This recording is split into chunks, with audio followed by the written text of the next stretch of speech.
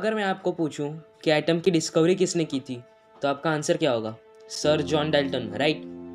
But अगर मैं आपसे कहूं कि no, he wasn't the founder of atom, then the actual founder of atom was from India. And आज की वीडियो में हम इंडिया के hidden and most precious gem के बारे में बात करेंगे, जिनके बारे में बहुत सारे लोगों को नहीं पता। एंड इस वीडियो को अपने फ्रेंड्स एंड फैमिली मेम्बर्स के साथ ज़रूर शेयर कीजिएगा ताकि उन्हें भी पता चले हमारे इस प्रेशियस जेम के बारे में। एंड चैनल को सब्सक्राइब करके उस बेल नोटिफिकेशन को भी ऑन कर लीजिएगा ताकि आपको ऐसे और भी अमेजिंग वीडियोस देखने को मिले in the future. So let's turn the pages of time. So आज से कई सेंचुरीज पहले, around 6th century BC to 2nd century BC, Gujarat के स्टेट में एक ऋषि रहा करते थे जिनका नाम था आचार्य कनाद, जो एक फिलोसोफर एंड साइंटिस्ट थे। और इनका रियल नेम था आचार्य Kashyap.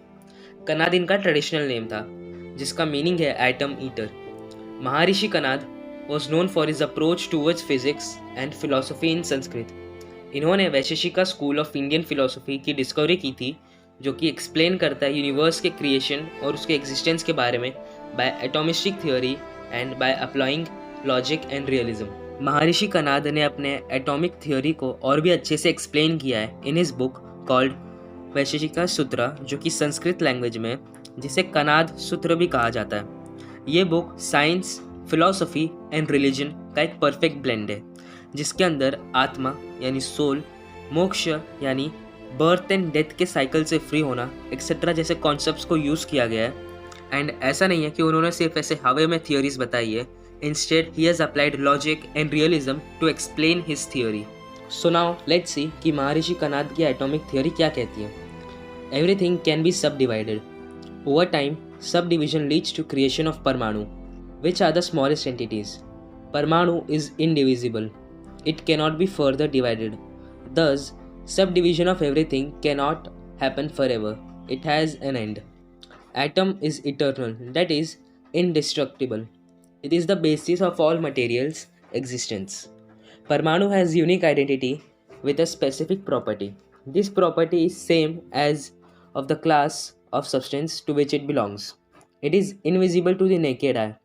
Through a process that involves heat or other factors, atoms could be combined in various ways to produce chemical changes. Parmanu can have two states, one state of motion and second state of rest. Now just take a moment and think about this theory and you will realize कि ये कितनी ज़्यादा accurate theory है। And Maharshi Kanad lived around 6th century BC to 2nd century BC. And उस time पे technology इतनी ज़्यादा advance नहीं थी, but still by logic and realism he gave us most accurate atomic theory. And sir John Dalton ने 19th century में atomic theory derive की through chemical experiments.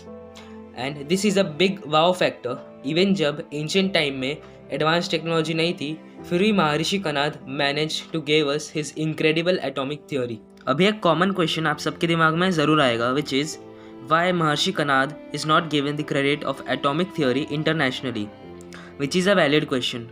So जब मैं इस चीज़ पे रिसर्च कर रहा था मुझे कोई वैलिड आंसर नहीं मिला, but I have a theory for this, which is जब सर जॉन डाल्टन ने एटॉमिक थ्योरी दी थी तब उस टाइम पे इंडिया की इंडिपेंडेंट नेशन नहीं था, and due to that India कभी अपना थियोरी फॉरवर्ड ही नहीं कर पाया internationally. It's just my opinion, not the actual reason. So now let's see कि some famous authors and philosophers का ancient India and Maharshi Kanad के बारे में क्या कहना है। A.L. बशम, जो कि एक यूरोपियन हिस्टोरियन थे, उन्होंने एंशिएंट इंडिया के ऊपर 2 बुक्स लिखी थी, the wonder that India was and a cultural history of India. उनका कहना है कि इंडियन फिलोसोफर्स की इमेजिनेशन इतनी ज़्यादा ब्रिलियंट है कि वो आज के टाइम की टेक्नोलॉजी को एग्जैक्टली प्रेडिक्ट कर पाए थे एंशिएंट टाइम में। And he further says that आज के टाइम में जितनी भी एडवांस टेक्नोलॉजी है उसका बेस कहीं ना कहीं एंशिएंट इंडिया से मिला है। दिलीप एम सल्वी, जो कि एक इंडियन साइंस ऑथर थे, उन्होंने 30 से भी ज़्यादा बुक्स लिखी है इंडियन साइंस के ऊपर। इनका कहना है कि अगर महर्षि कनाद की थियोरी को एनालाइज किया जाए तो ये ग्रीक फिलोसोफर डेमोक्रिटस के थियोरी से भी बहुत ज़्यादा एडवांस्ड है। अगर वीडियो पसंद आया हो तो वीडियो को लाइक ज़रूर करना, ये अमेजिंग इन्फॉर्मेशन अपने दोस्तों के साथ शेयर करना, एंड चैनल को सब्सक्राइब करके वो बेल नोटिफिकेशन भी ऑन कर देना। So see you guys in my next video. Thank you.